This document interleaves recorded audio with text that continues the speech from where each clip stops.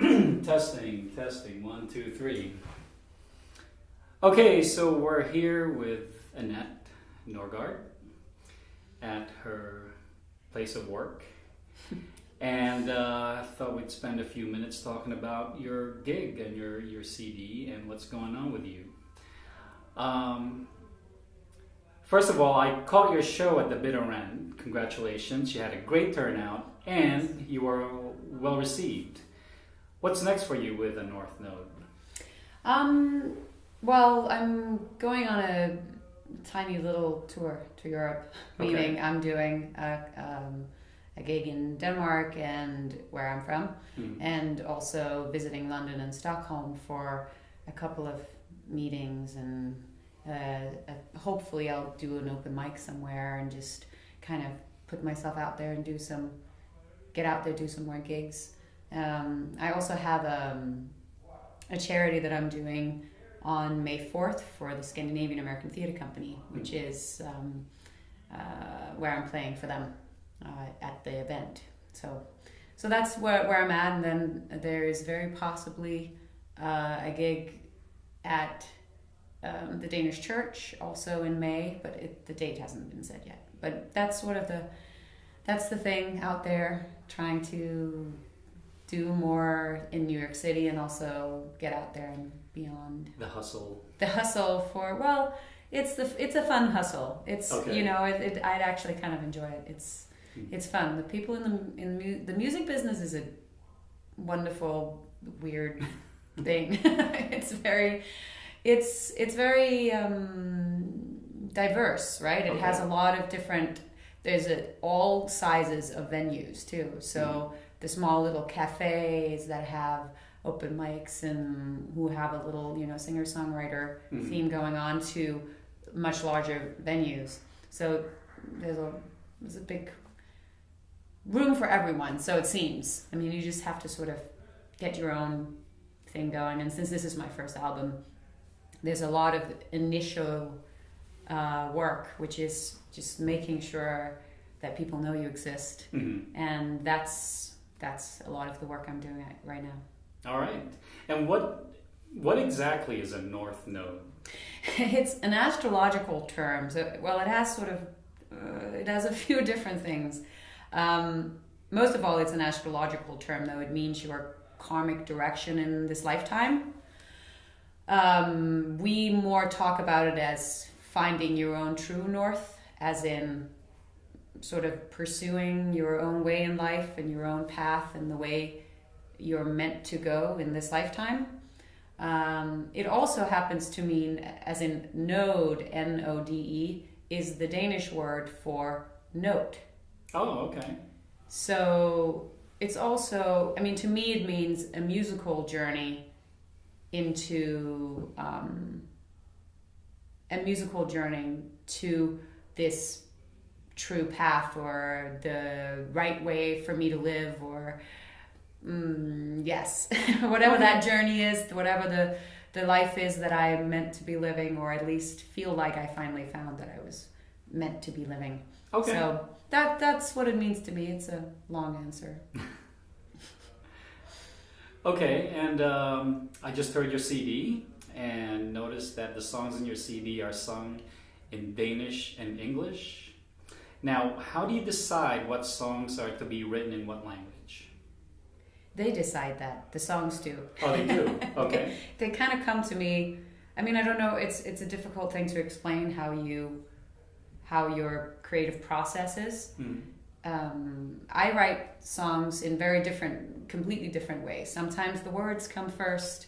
Sometimes it's a chord progression that comes first. Sometimes words and a chord progression come at the same time. Sometimes it takes 2 seconds to write a song. Sometimes it takes 5 weeks. It's a very difficult thing. But the Danish comes to me differently, though. I would say it's usually much more childlike. Okay. I haven't really spoken Danish as my main language for probably 15 years.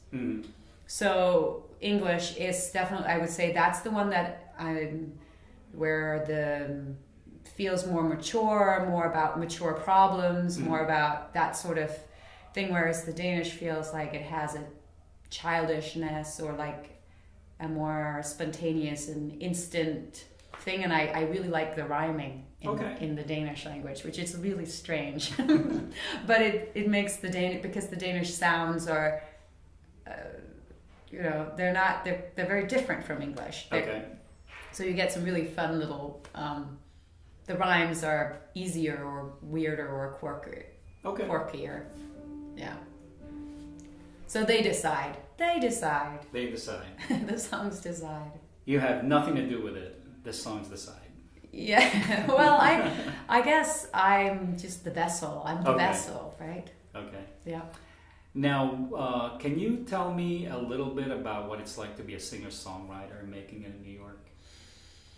It's kind of early for me to say because I'm so still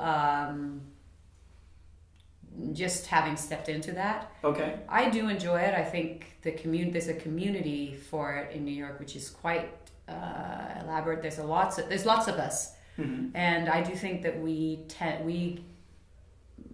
there's a community there, and I'm just getting into it and trying to feel it out. So far, I enjoy it. So far, I feel like the venues, the music scene in New York City is a chill kind of, but still competitive environment that I actually kind of enjoy.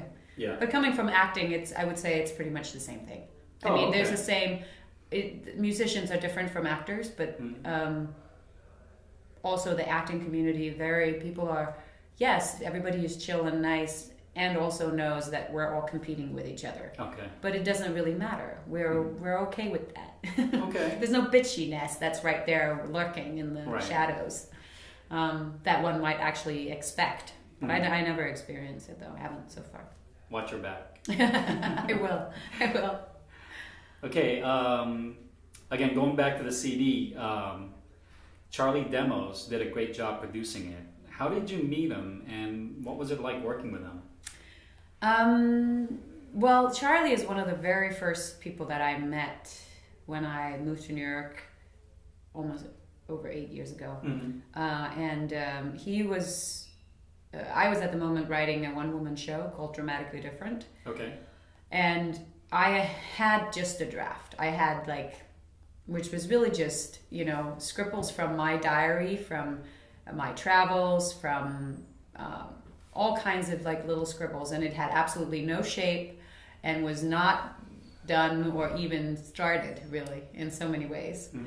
And he read it, and he came up to me, he's like, oh my God, I want to write the music for this. Oh, okay.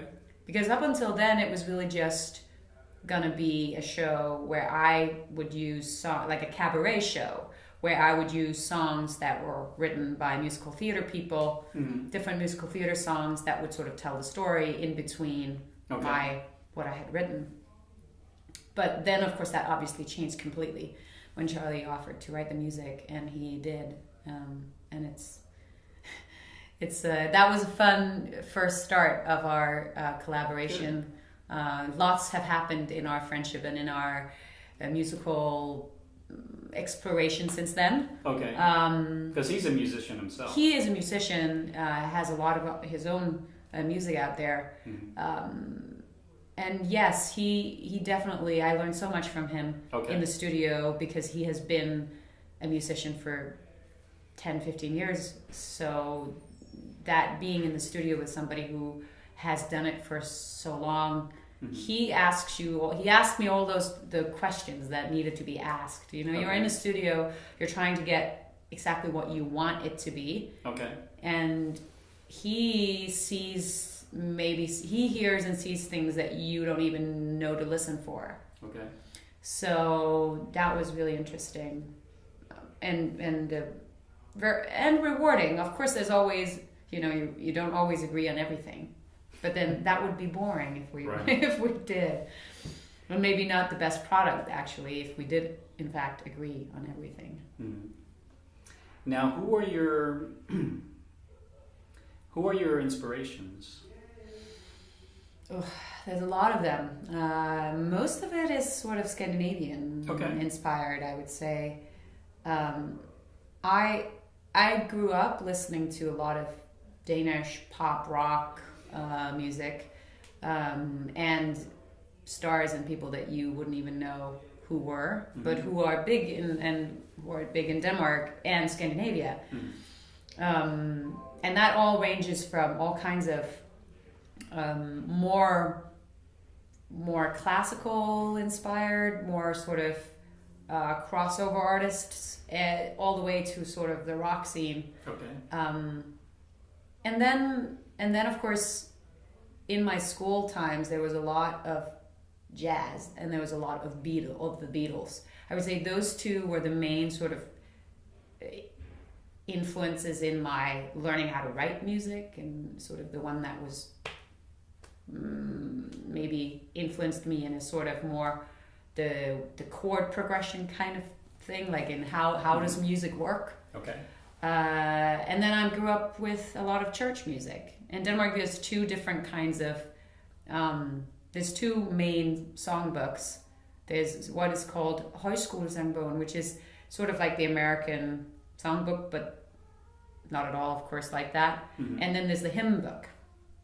And both of those were very, very dominant in my family.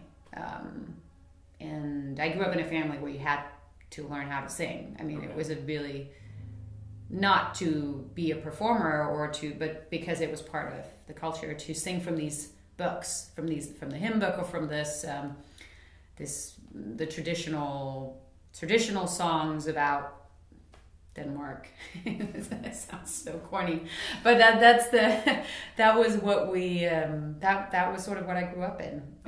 A culture that doesn't really exist that much, I would say, anymore.